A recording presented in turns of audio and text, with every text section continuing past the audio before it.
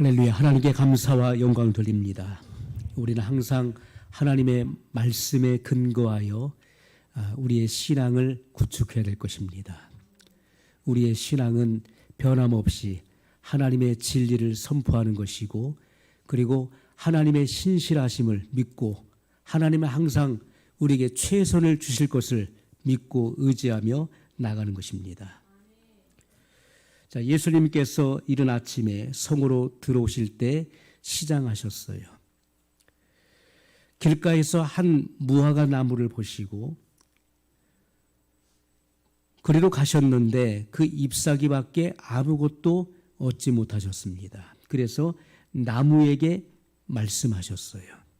그 무화과 나무에게 명령하신 것입니다. 이제부터 영원토록 내가 열매를 맺지 못하리라. 그때 그 무화과 나무가 말랐다는 것입니다. 제자들이 보고 이상히 여겨 무화과 나무가 어찌하여 곧 말랐나이까. 자, 예수님께서 이렇게 말씀하십니다. 내가 진실로 너희에게 이르노니 만일 너희가 믿음이 있고 의심치 아니하면 이 무화과 나무에게 된 이런 일만 할 뿐 아니라 이 산더러 들려 바다에 던지우라 하여도 될 것이요. 자, 기도의 위력과 그리고 기도의 응답에 대해서 지금 말씀하시는 것입니다. 너희가 기도할 때 무엇이든지 믿고 구하는 것은 다 받으리라 하시니라. 무화과 나무를 저주하신 이 사건은 바로 열매 맺지 못하고 외식하는 바리새인들에게 경종을 울리는 주님의 말씀이었습니다. 우리가 경종을 울린다 그러죠. 잘못하고 있는 것, 그리고 위험해질 수 있는 일에 대해서 미리 경고해 주는 것입니다.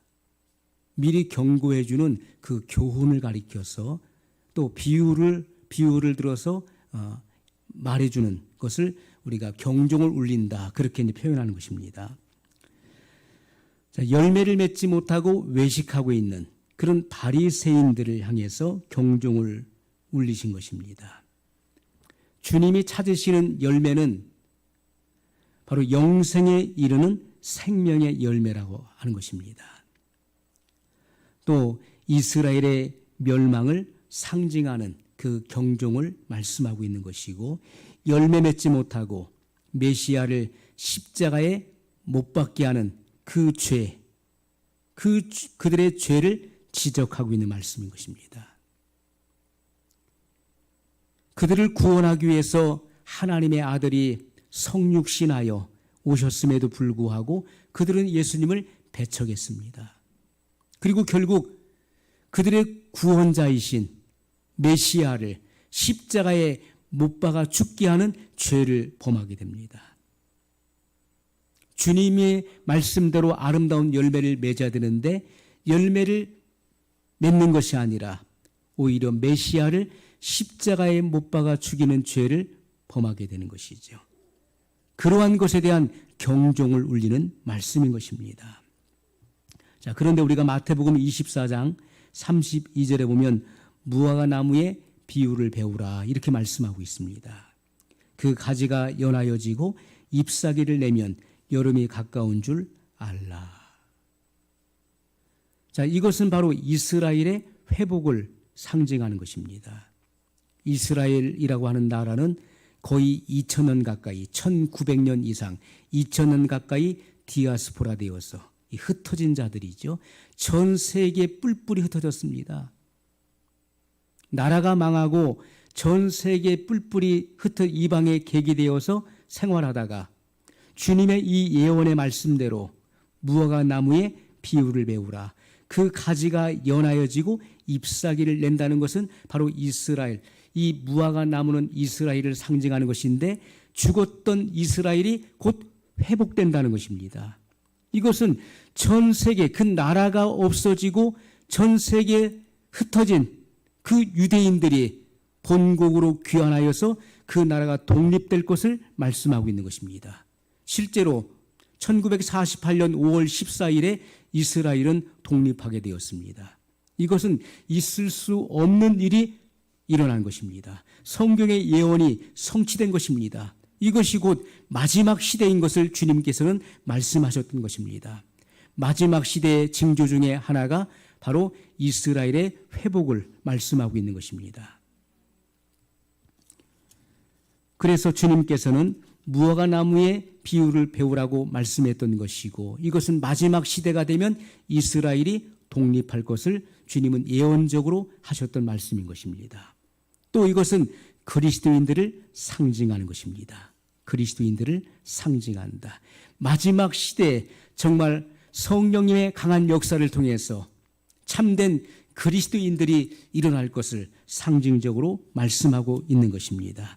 예수님께서는 이 땅에 계실 때 골로새서 1장 19절의 말씀에 보면 아버지께서는 모든 충만으로 예수 안에 거하게 하시고, 자, 아버지께서는 모든 충만으로 예수 안에 거하게 하셨다고 증거하고 있습니다. 골로새 2장 9절에 보면 그 안에는 신성의 모든 충만이 육체로 거하시고, 예수님께서 이 땅에 육체로 오셨습니다. 로고스의 말씀, 태초부터 있었던 영원한 생명의 말씀이 사람의 모습을 입고 이 땅에 오셨어요. 그분이 바로 예수님이십니다. 예수님께서 이 땅에 육체로 계실 때 하나님의 신성의 모든 충만이 그 육체로 거하신 것을 증거하고 있는 말씀인 것이죠. 그러나 주님께서 받으신 모든 시험과 고난은 인성 안에서 받으신 것임을 말씀하고 있습니다. 예수님께서는 인성 안에서 고난 받으셨고 시험 받으셨습니다. 그리고 십자가에서 하나님께서 죄인에게 쏟아부을 그 모든 진노와 심판을 한 몸에 받으셨던 것을 우리에게 분명히 증거해주고 있는 것입니다. 예수님께서는 하나님의 아들이심에도 불구하고 인성 안에서 주님은 기도하셨습니다. 하나님을 아버지라 고백하고 부르면서 기도하셨던 내용을 우리에게 분명히 보여주고 있습니다.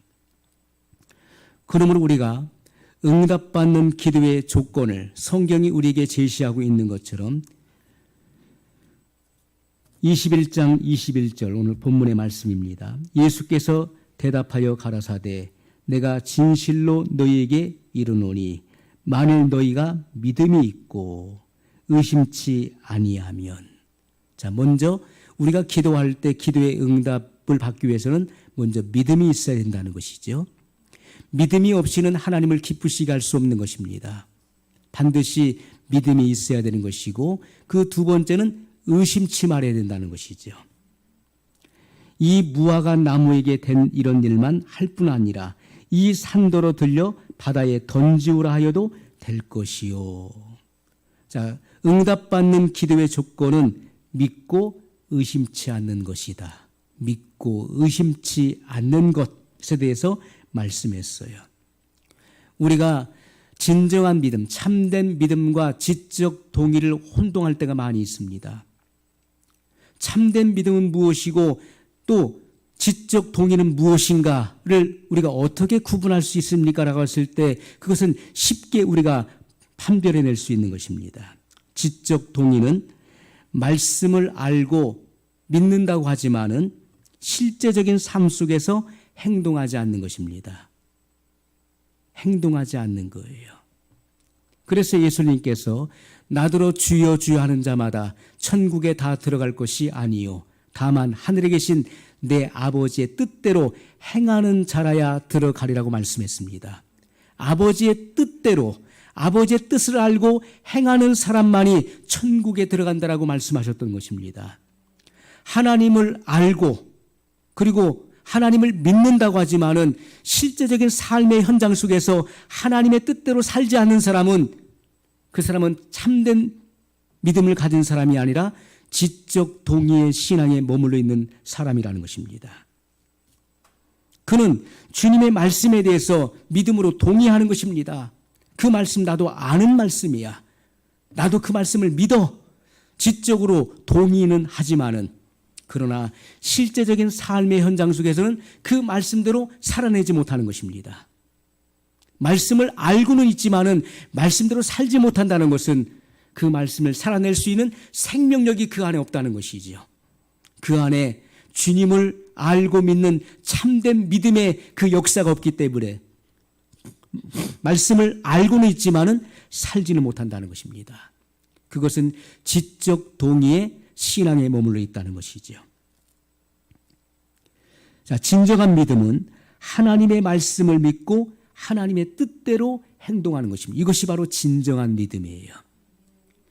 참된 믿음. 그래서 믿음은 비동사입니다.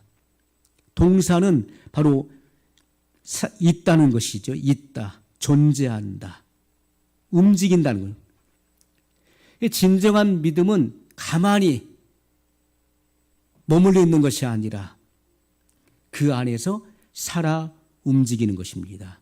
생동력이 있고 역동력이 있는 것이죠. 그 말씀을 들었으면 그 말씀을 내가 이해하고 깨달았으면 그 말씀을 내가 살아내는 것입니다. 나도 모르게 그 말씀에 내가 끌리는 것이고 그 말씀에 나도 모르게 복종되어지는 거예요. 그것이 진정한 믿음의 역사인 것입니다. 주님을 진정으로 믿는 사람, 하나님의 이 모든 약속으로 주신 이 말씀을 믿는 사람들은 이 말씀대로 내가 실천적인 삶을 살게 되어 있다는 것입니다. 그래서 진정한 믿음은 하나님의 말씀을 믿고 그 뜻대로 행동하는 것입니다. 그러므로 하나님의 뜻에 일치되는 기도는 응답을 받는다는 것입니다. 예수님의 기도가 즉시로 응답됐던 것은 그 무화과 나무에게 명령할 때 그 무화과 나무가 즉시로 말랐던 것은 그것은 바로 기도의 응답을 말하는 것이지요. 이것은 아버지의 뜻과 예수님이 일치되기 때문에 그 기도가 즉시로 응답된 것임을 말씀하고 있는 것입니다. 예수님께서는 마태복음 15장 12절로 14절에 내 계명은 곧 내가 너희를 사랑한 것 같이 너희도 서로 사랑하라 하는 이것이니라.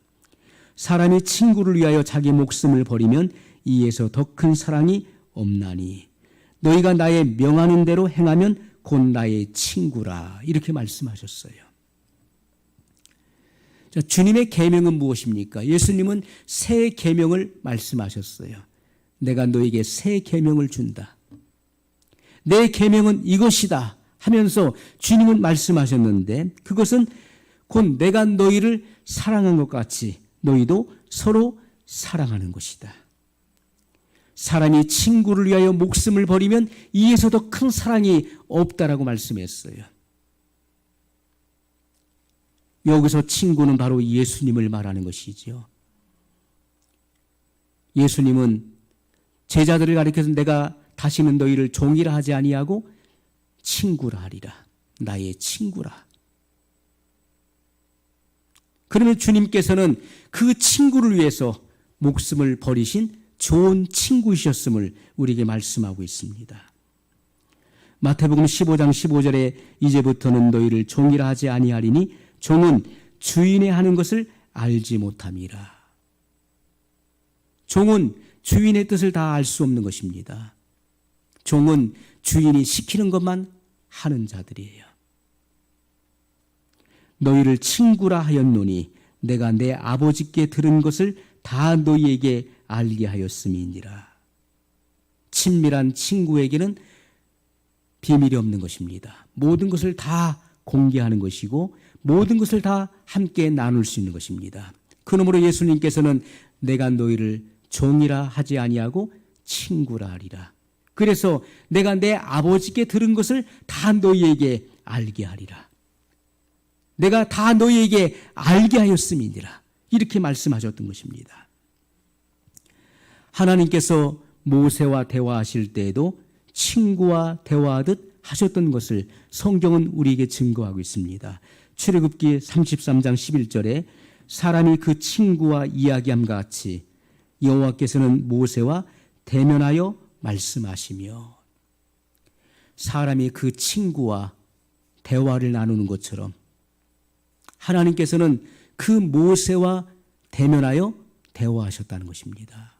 그렇게 친구와 교제를 하는 것처럼 그렇게 친밀한 교제를 하셨던 것을 분명히 말씀하고 있어요.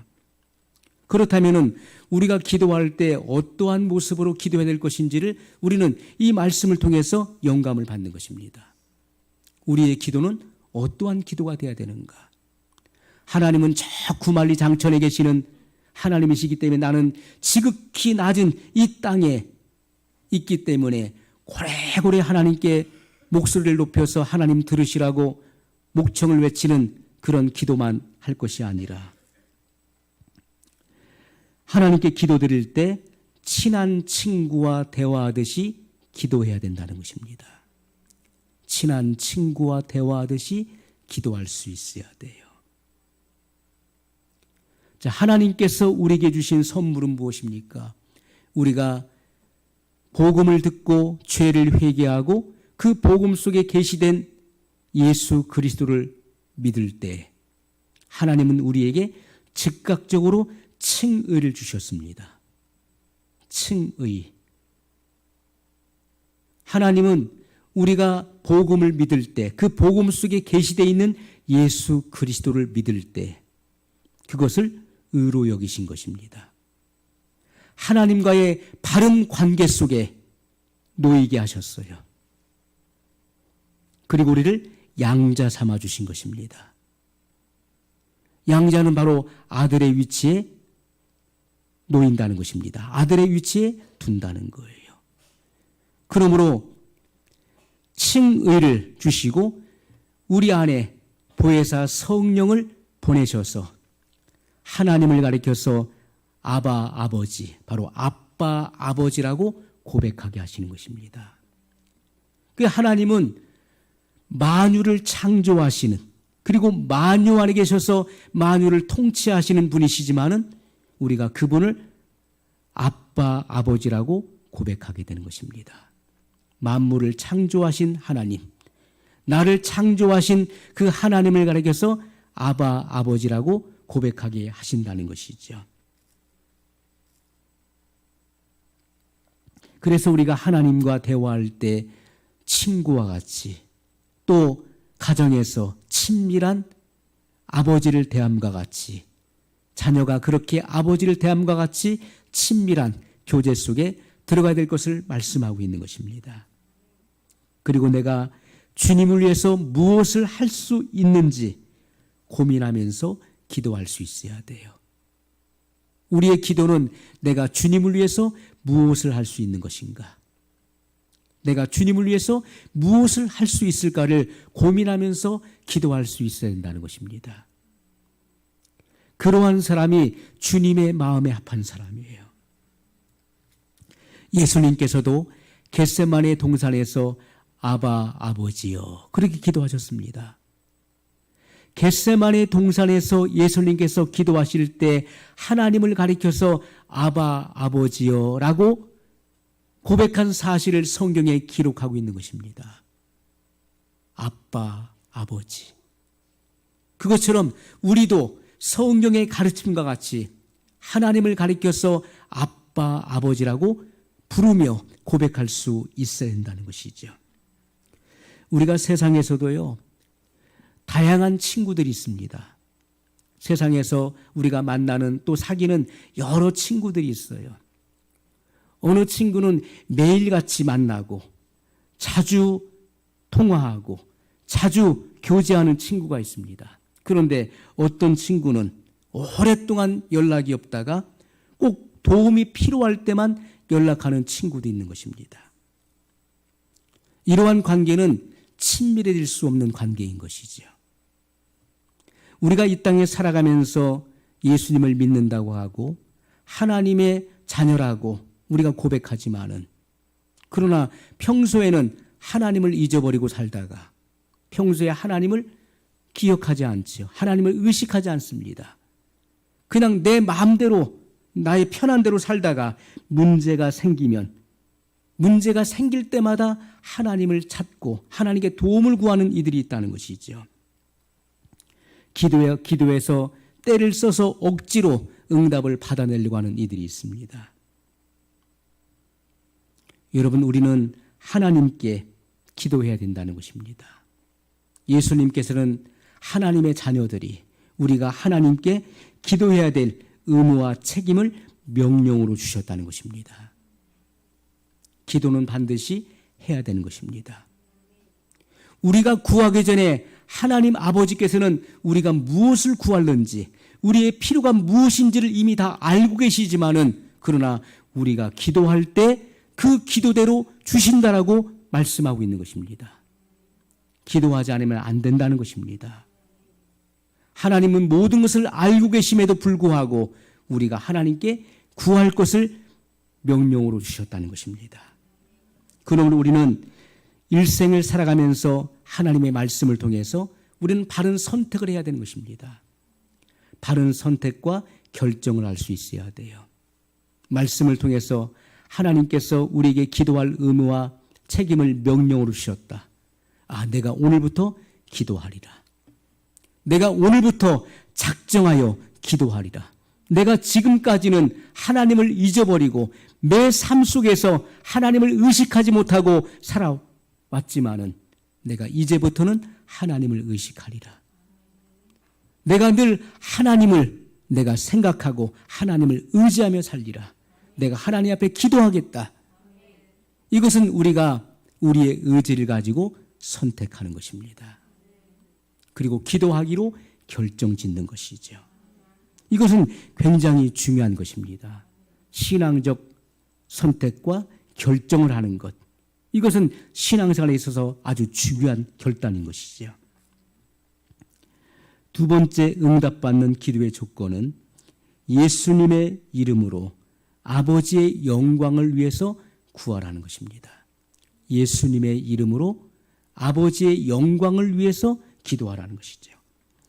요한복음 15장 16절에 너희가 나를 택한 것이 아니요 내가 너희를 택하여 세웠나니 이는 너희로 가서 과실을 맺게 하고 또 너희 과실이 항상 있게 하여 내 이름으로 아버지께 무엇을 구하든지 다 받게 하려 함이니라. 자, 예수님의 이름으로 구할 때 아버지는 그 이름으로 주신다라고 말씀하고 있는 것입니다. 너희가 지금까지는 내 이름으로 아무것도 구하지 아니하였으나 구하라 받으리니 너희 기쁨이 충만하리라. 이렇게 말씀했습니다. 예수님의 이름으로 지금까지는 아무것도 구하지 아니하였지만은 그러나 지금부터는 너희가 내 이름으로 아버지께 구하라는 것입니다. 예수님의 이름으로 아버지께 기도할 때 아버지께서는 그 예수님의 이름으로 주신다는 것입니다. 그 예수님의 이름을 통하여서 기도의 응답을 주시겠다고 분명히 말씀하고 있어요. 그동안 우리의 기도가 응답받지 못했던 이유, 그것은 이러한 조건을 따르지 않았기 때문에 기도의 응답이 없었다는 사실을 우리는 이해할 수 있어야 돼요. 예수님께서 기도의 조건을 말씀하실 때마다 내 이름으로 기도하라. 내 이름으로 기도하라. 예수님의 이름으로 기도하라는 말씀을 5번이나 하셨던 것을 우리는 복음서를 통해서 찾아볼 수가 있습니다. 내 이름으로 기도하라.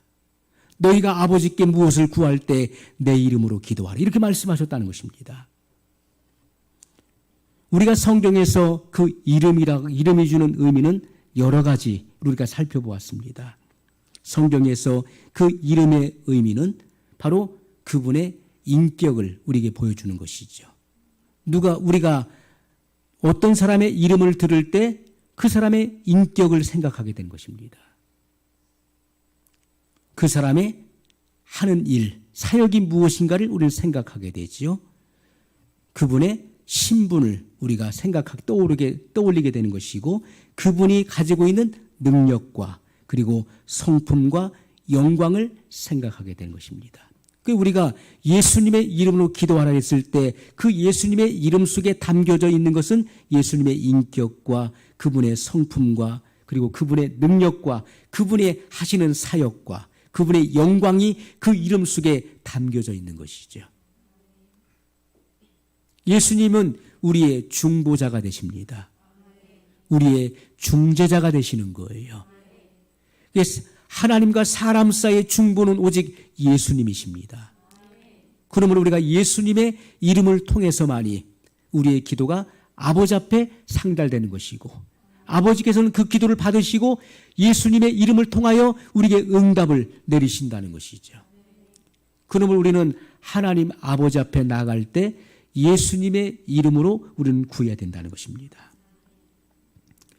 자, 야고보 사도가 말하는 기도의 응답을 받지 못하는 이유.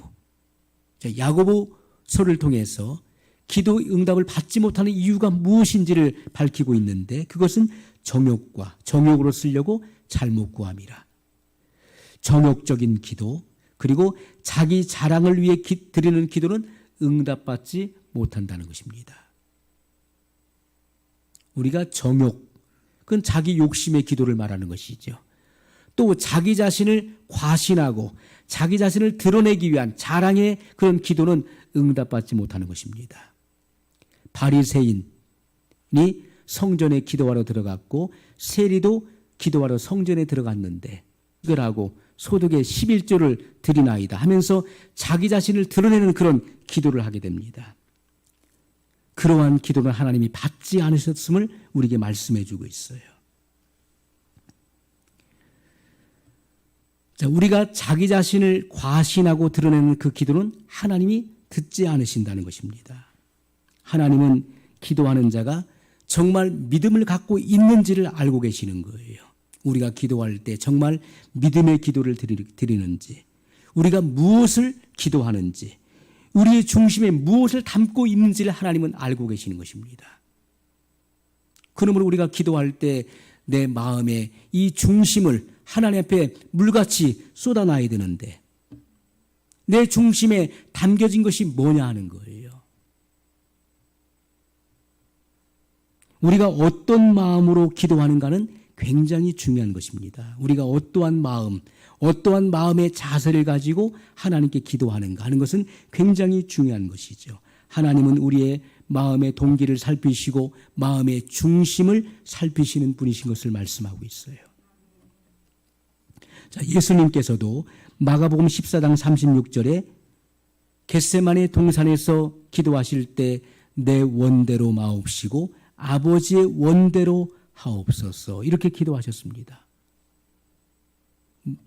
나의 뜻이 아닌 아버지의 뜻이 이루어지기를 기도하셨던 것입니다.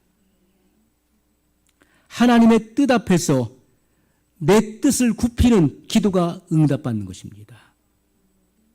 어떻게 해서든지 하나님의 뜻이랄지라도 그 뜻을 무시하고 내 뜻을 관철시키려고 하는 기도는 응답될 수가 없는 것입니다. 하나님의 뜻을 성취하기 위해서 내 뜻을 굽히는 기도는 응답되는 것입니다.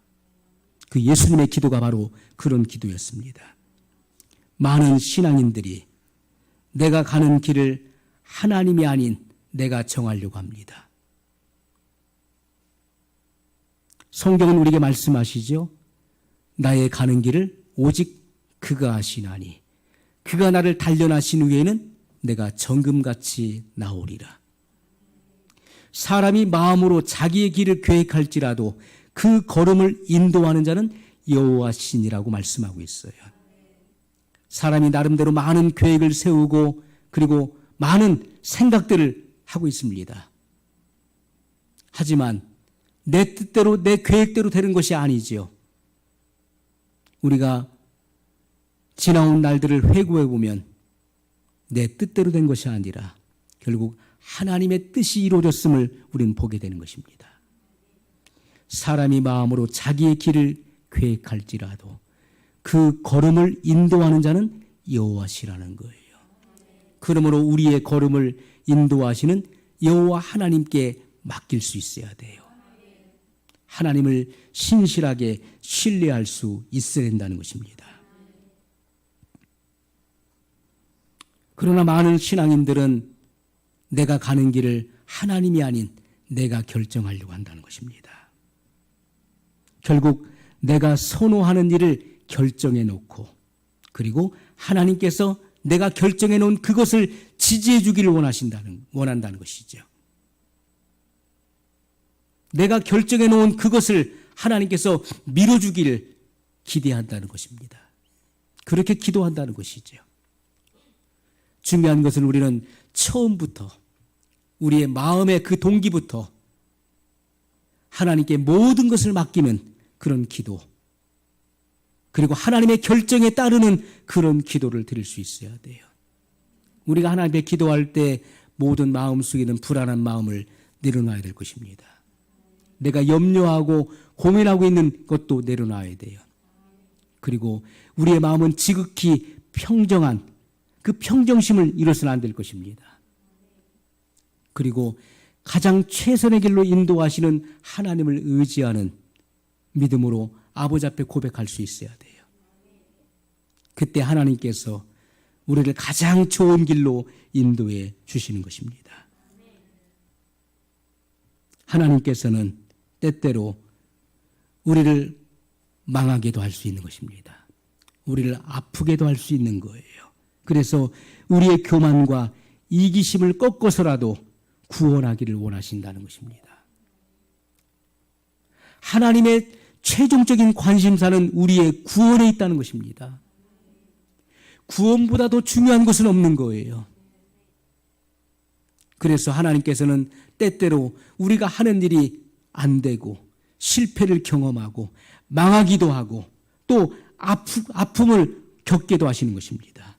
그래서 우리 속에 있는 이 교만과 그리고 이기심을 완전히 꺾어서 우리를 구원에 이르게 하신다는 것이죠.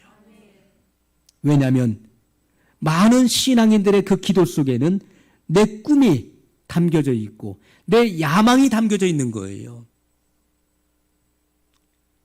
온갖 이기심으로 물들어 있기 때문에 그런 이기적인 기도를 하나님 앞에 드립니다. 내 야망을 성취하기 위해서 기도하고 나의 이기적인 그런 욕심을 이루기 위해서 하나님 앞에 기도한다는 것이죠. 그리고 하나님은 반드시 내가 기도하는 것을 들어주셔야만 되는 그런 하나님으로 믿고 기도하는 것입니다. 어떤 이들은 그 기도하는 그 기도가 유창하고 그리고 그 기도가 아주 광범위하지만은 결과적으로는 구원에서 멀어지고 구원에서 떨어지는 그런 기도들이 있기 때문에 하나님은 그러한 기도에 대해서는 응답하실 수가 없다는 것입니다. 하나님은 그 사람의 미래를 알고 계시기 때문에 그가 잘못된 길을 걸어가는 것에 대해서 그가 그것을 구할 때, 자기 영달을 구할 때 그것을 막으실 수도 있는 것입니다. 또한 우리가 하나님의 영광을 위해서 기도해도 응답받지 못할 때도 있는 것입니다. 하나님은 우리가 어떤 그릇의 사람인 것을 알고 계시는 거예요. 우리의 그릇을 알고 계시는 것입니다. 그래서 성경에는 다양한 비유가 나와요. 우리가 달란트의 비유는요, 각 사람의 재능에 따라서, 각 사람의 그 역량에 따라서 달란트를 줬습니다. 어떤 사람에게 5달란트를, 어떤 사람에게 2달란트를, 어떤 사람에게는 1달란트를 줬다고 그랬어요. 그것은 각 사람의 그 역량이 다르기 때문에 그 역량에 따라서 그 달란트를 동일하게 주지 않고 그것을 그 역량에 맞게끔 나눠준 것입니다. 그러나 문화의 비유를 보면은 10종을 불러서 그 10문화를 가지고 한 문화씩 나눠준 것을 우리가 보게 됩니다. 그것은 각 종들에게 동일하게 배분했다는 거예요. 하나님께서는 우리가 어떤 사람의 그릇이라는 것을 이미 알고 계시는 거예요. 그래서 그 그릇에 맞게끔 응답을 주시는 것입니다.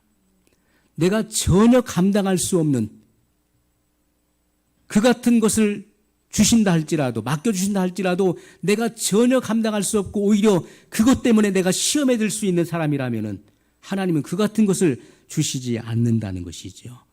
그 사람의 그릇에 맞게끔 응답해 주시는 것입니다. 그래서 우리가 감당할 수 없는 것을 구하는 기도에는 응답하지 않으신다는 것이죠. 그러므로 하나님께서 우리에게 무엇을 주시든지 또 하나님의 결정을 전적으로 믿고 신뢰하는 그 믿음이 중요한 것입니다. 우리의 일상 속에서 매일같이 우리의 일상 속에는 수많은 그러한 선택과 결정 앞에 놓이게 됩니다. 그리고 어떤 문제 앞에 봉착하게 되는 거예요. 그때 우리는 당황치 말고 먼저 살아계신 하나님을 믿으며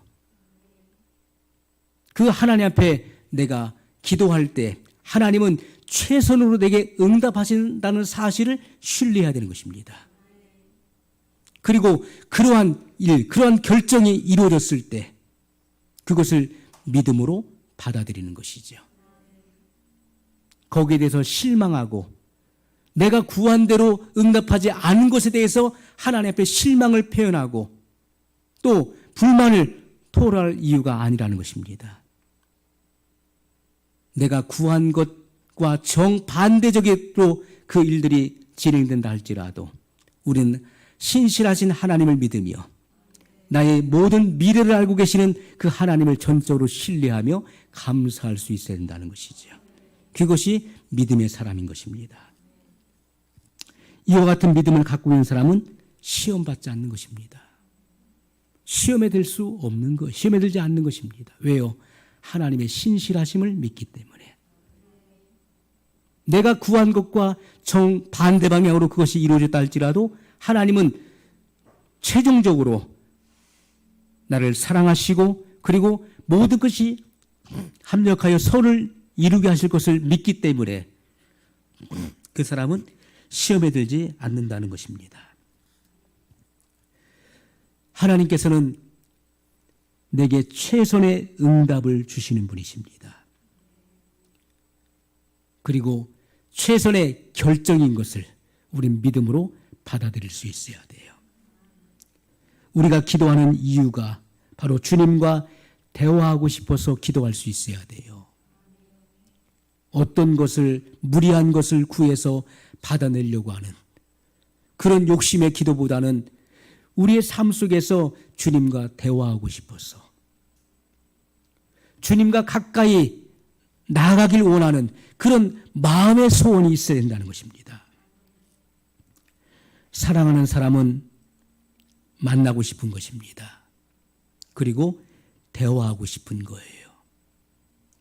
말이 서로 통하면 대화가 되고 자꾸 이야기하게 되는 것이죠. 그런데 대화가 이 소통이 안 돼 보십시오. 무슨 말을 했는데 동문서답이고 대화가 자꾸 끊긴다면은 그 교제가 깊어질 수 없는 것입니다. 말이 통해야 되는 것이죠. 서로 마음이 통해야 되는 것이고 그리고 마음이 통하면 말이 통하는 것입니다. 점점 그 교제는 깊어질 수 있는 것이죠.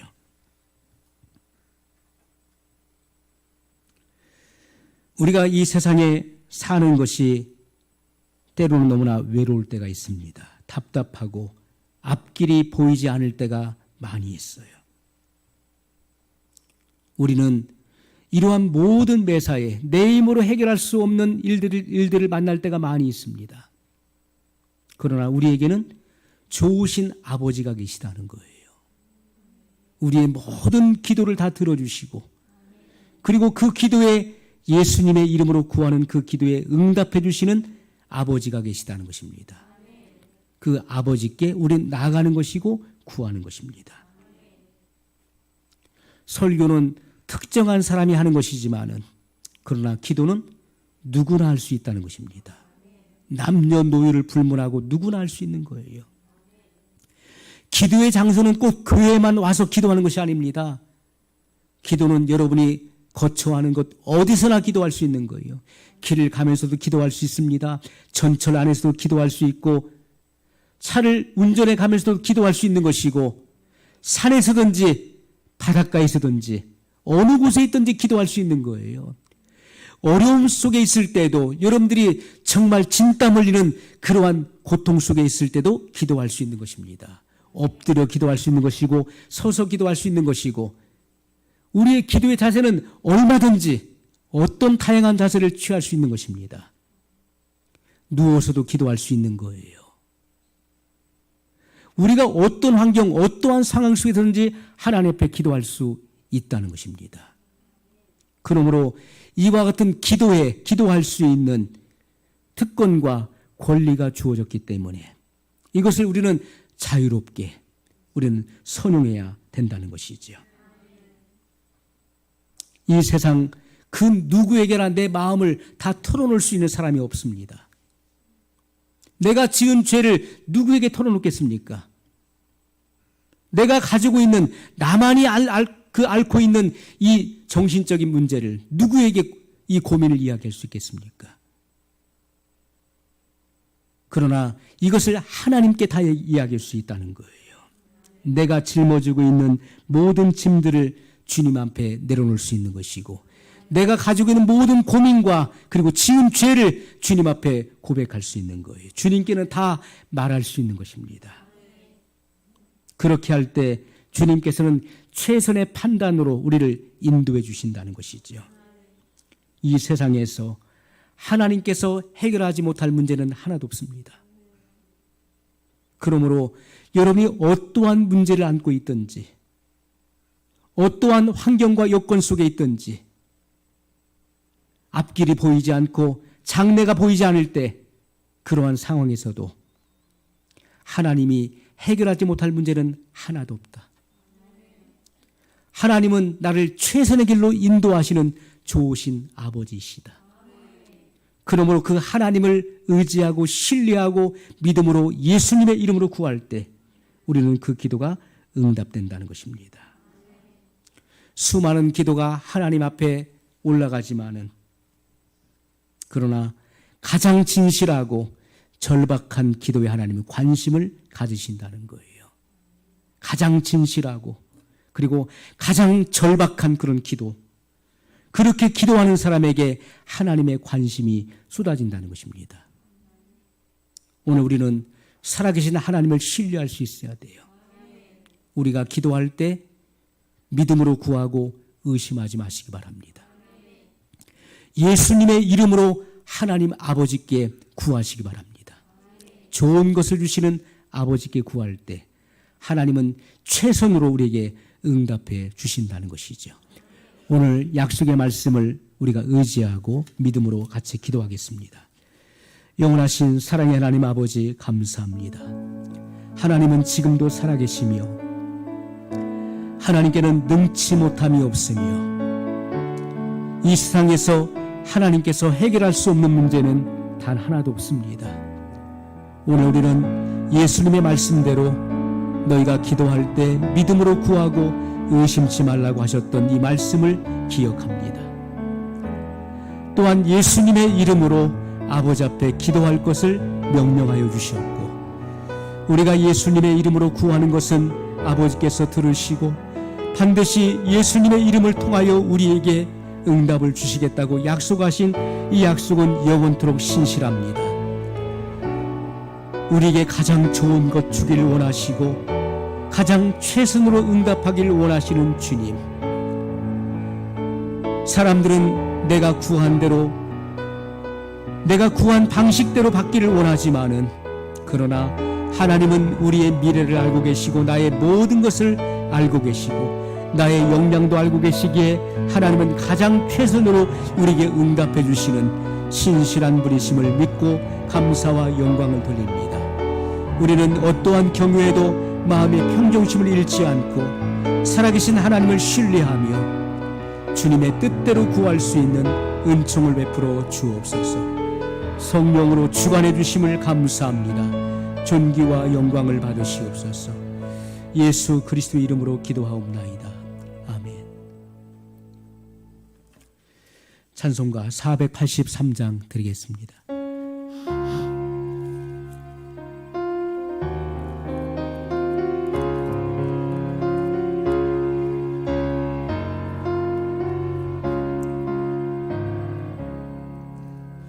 너 예수께 조용히 나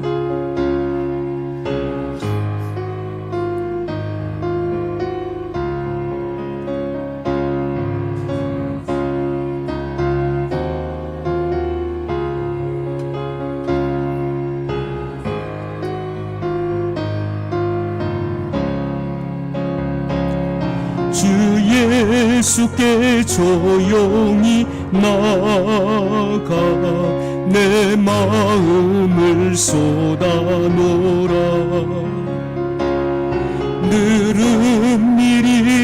오시는 주님 그 은혜를 베푸시리. 주 예수의 은혜를 내 슬픔이 없어지리. 내 이웃을 늘 사랑 너 받은 것 거저주라. 주 예수께 조용히 나가 내 마음을 쏟아놓으라.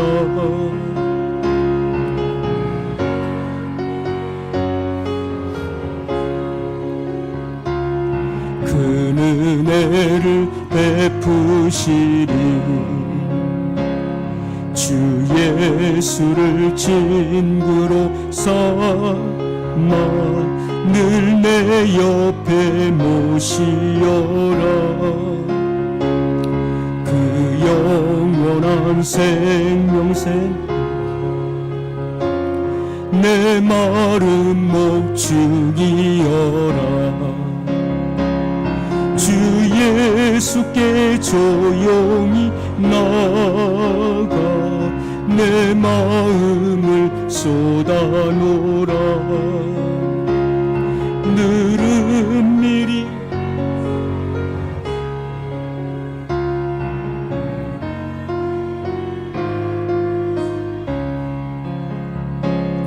너 주님과 사귀어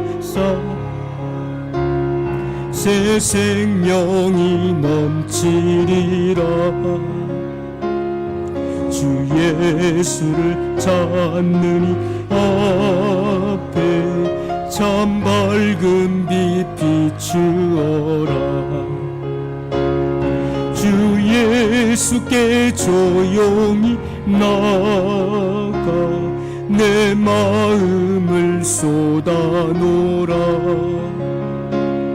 늘은 미리 오시는 주님 그 은혜를 베푸시리. 살아계신 하나님께 감사와 또 구원의 감격 속에서 헌물을 바칩니다. 이 사랑과 정성을 받아 주옵소서. 하나님의 큰 사랑을 깨닫게 하시고 삶의 현장 속에서 하나님의 간섭하심과 선한 손의 도우심의 은혜를 힘입어 승리케 하여 주옵소서. 드린 그 정성과 그 인격 또 이 헌물을 하나님이 받으셔서 아름답게 하시고 주님의 나라가 확장되는 일에 사용되는 귀한 물질이 되게 하여 주옵소서. 저들의 생애를 축복해 주시고 하나님이 동행하시는 남은 생애가 되게 하여 주옵소서. 강단의 아름다운 꽃으로 영광을 돌립니다. 귀한 가정을 복되게 하시고 하나님이 선하고 아름답게 하시고 이 마지막 시대에 주신 사명을 감당할 수 있는 힘과 지혜와 능력을 더하여 주옵소서. 또 여러 가지 모양으로 주님 앞에 수고하고 헌신한 손길들이 있습니다. 예배를 도운 손길을 하나님이 기억해 주시고 심은 대로 거두게 하시고 때마다 일마다 하나님이 함께하여 주옵소서.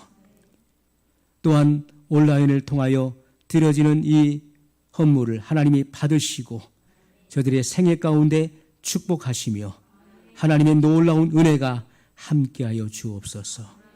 예수님의 이름으로 축복하며 봉헌 기도하옵나이다. 아멘. 교회 소식을 보시겠습니다.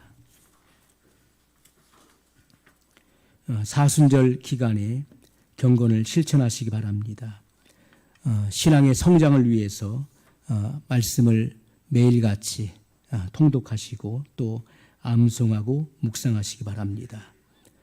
또 때로는 작정해서 기도하고 또 금식하며 기도할 수 있습니다. 또 일상 속에서 전도하는 일들을 계속해 주시기 바라겠습니다.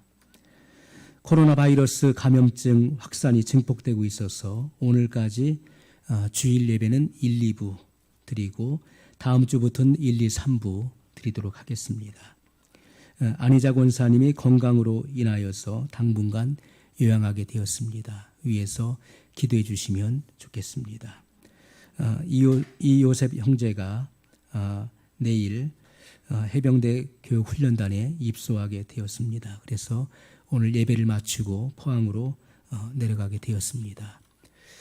위에서 격려해 주시고 기도해 주시면 좋겠습니다. 잠깐 나와서 나오시고요. 준비한 그 선물 있으면은 이제 하도록 하겠습니다.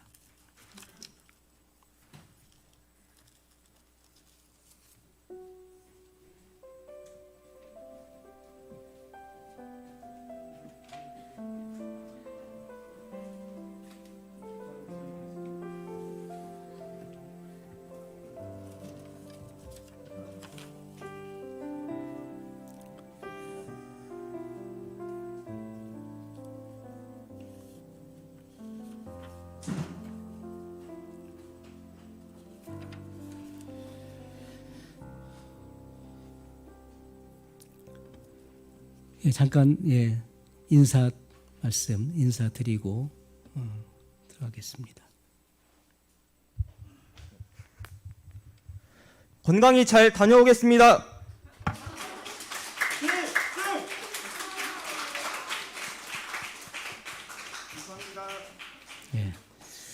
위에서 기도해 주시면 감사하겠습니다.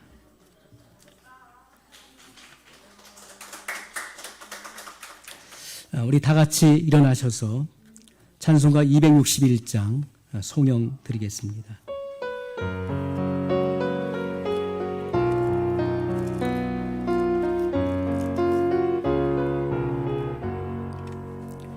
어두운 밤 마음에 잠겨 역사의 어둠 짙었을 때에 계명성 동쪽에 밝아 이 나라 여명이 왔다.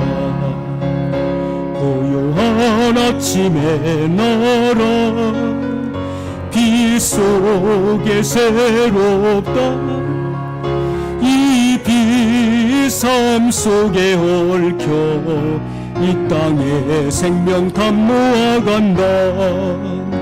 옥도에 뿌리는 기뻐 하늘로 줄기 가지 솟을 때 가지 억만을 해요 그 열매 만민이 산다.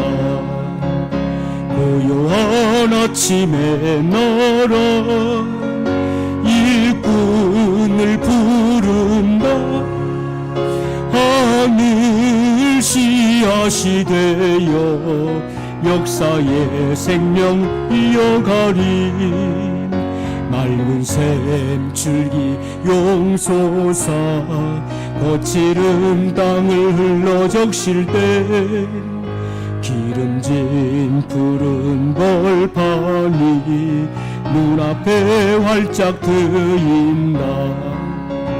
고요한 아침의 나라 새 하늘 새 땅아 길이 꺼지지 않는 인류의 횃불 되어 타거라. 지금은 우리 주 예수 그리스도의 은혜와 하나님 아버지의 극진하신 사랑하심과 성령님의 감화 감동 내주 교통하시며 충만케 하시는 은총이 오늘 주님의 말씀을 듣고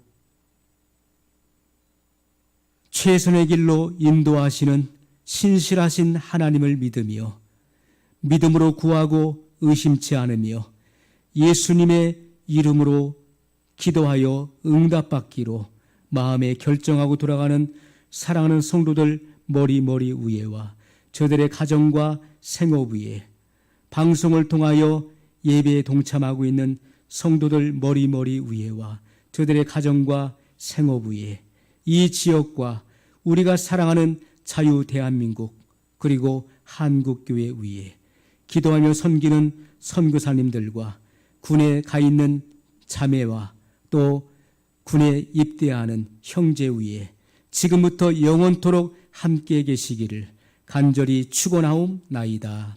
아멘.